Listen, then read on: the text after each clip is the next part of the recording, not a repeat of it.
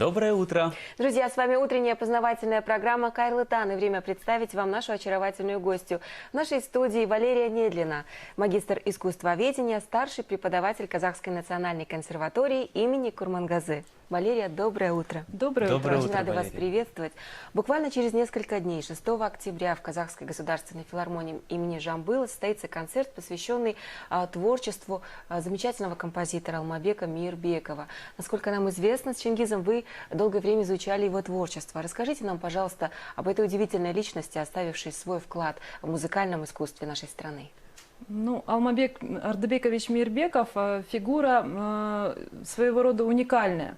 Он начал свой творческий путь в те годы, когда композиторское творчество Казахстана было на подъеме, и в его поколение входят замечательные композиторы и Бейбет Дальдинбаев, и Артык Тохсанбаев, Балнур Хадырбек и еще многие-многие имена.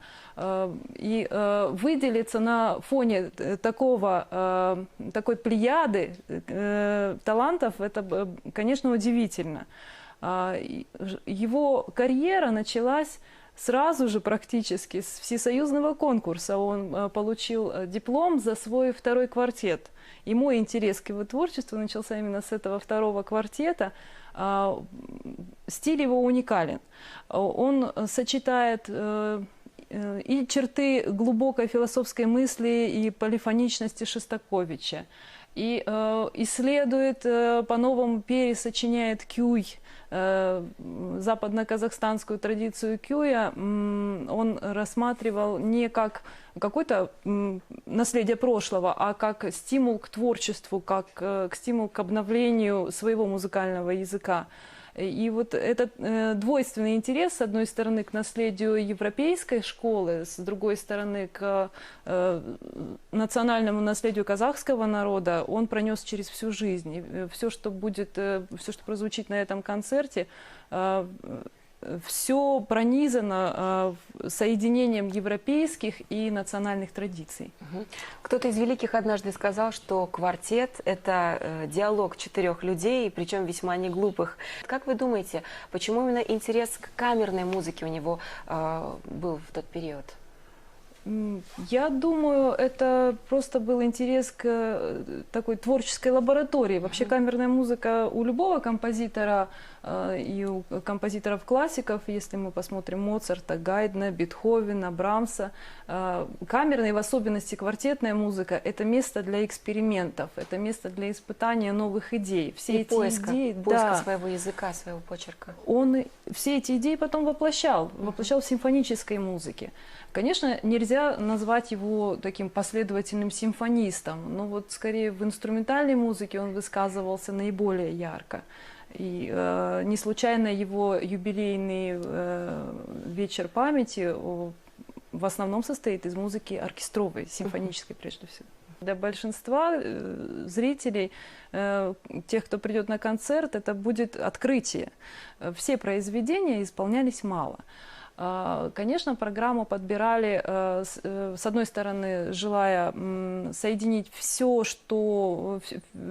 характерные, все наиболее яркие произведения Алмабека Ордабековича, и поэтому поделили программу на две части. В первой части будет симфонический оркестр, дирижировать будет наш замечательный дирижер Муслим Амзе, и там прозвучат и симфонические поэмы, симфонические картины, замечательная его симфоническая картина «Жастык», которая уже на международном уровне была представлена и отражает стиль казахстанского симфонизма 80-х годов.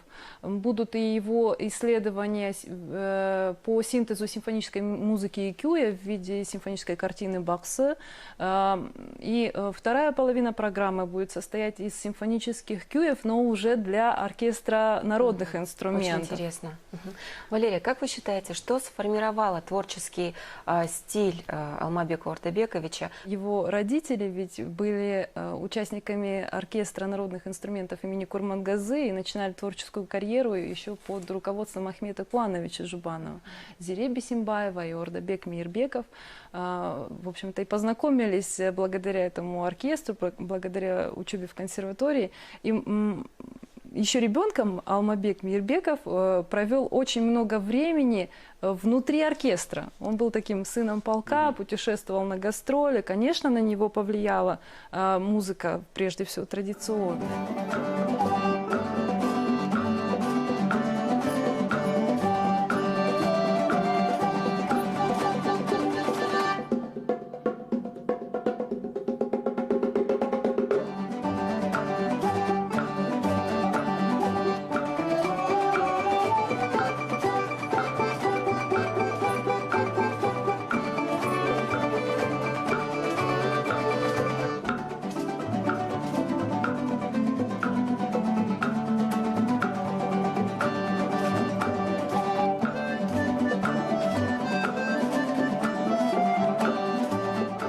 Валерия, очень интересно, что нужно для того, чтобы стать настоящим композитором?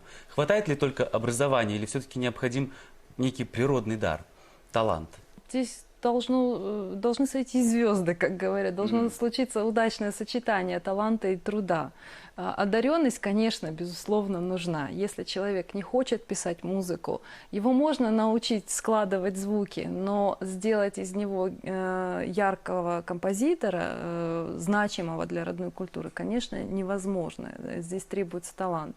А вот если есть талант, то вторая составляющая успеха – это, безусловно, образование. Музыка, она ведь чем-то сродни математике. Это те же законы гармонии, симметрии, способы их воплощения, как придать музыке тот или иной характер. Человек необразованный будет долго топтаться на одном месте и не найдет нужных средств для выражения. А для образованного человека, для образованного композитора большого труда не составит работать по заказу. В общем-то, этим мастерство отличается от таланта.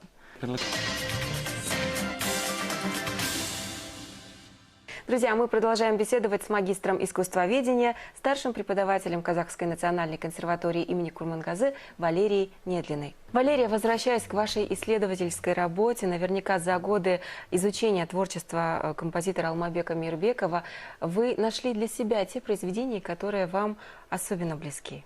Знаете, когда погружаешься в творчество такой яркой фигуры, трудно выделить что-то особенное. Ну, конечно, ранжировать произведения можно, ну, по крайней мере, по их популярности, по вниманию к ним со стороны Союза композиторов и слушателей. Конечно, в первую очередь это его квартетное творчество, второй и третий квартет. Из симфонической музыки и музыки для оркестра это сюита к балету «Алдар Косе». Совершенно необыкновенная по тонусу, яркая, эмоциональная, с юмором музыка. И тонкая лирика в нем всегда сочеталась с готовностью переключиться на юмор, на искрометный такой яркий позитив. И в этом же ключе, в общем-то, его симфоническая картина «Жастык» сочинена. Очень интересно его отношение к кюю для оркестра народных инструментов. Я бы тут, наверное, не выделяла, можно все назвать это, и его кюй Баксы, и кюй Ерден, Кобыз сазы, все его кюи для оркестра народных инструментов – это такой диалог с традицией, очень глубокий и философский по содержанию.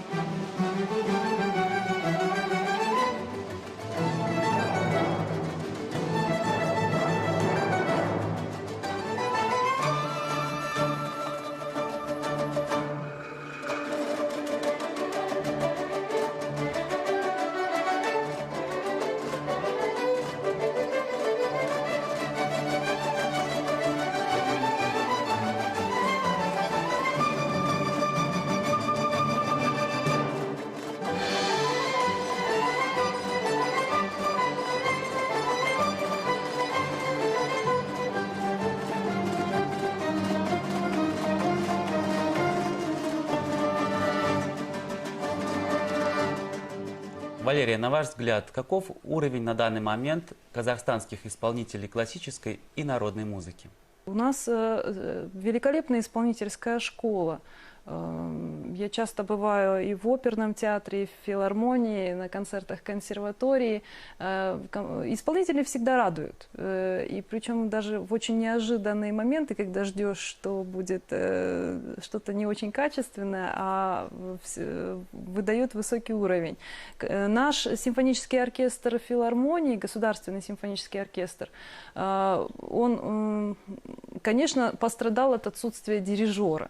Но вот я уверена, что Муслим Амзе, который сейчас берется за этот оркестр, раскроет коллектив с новой стороны, безусловно.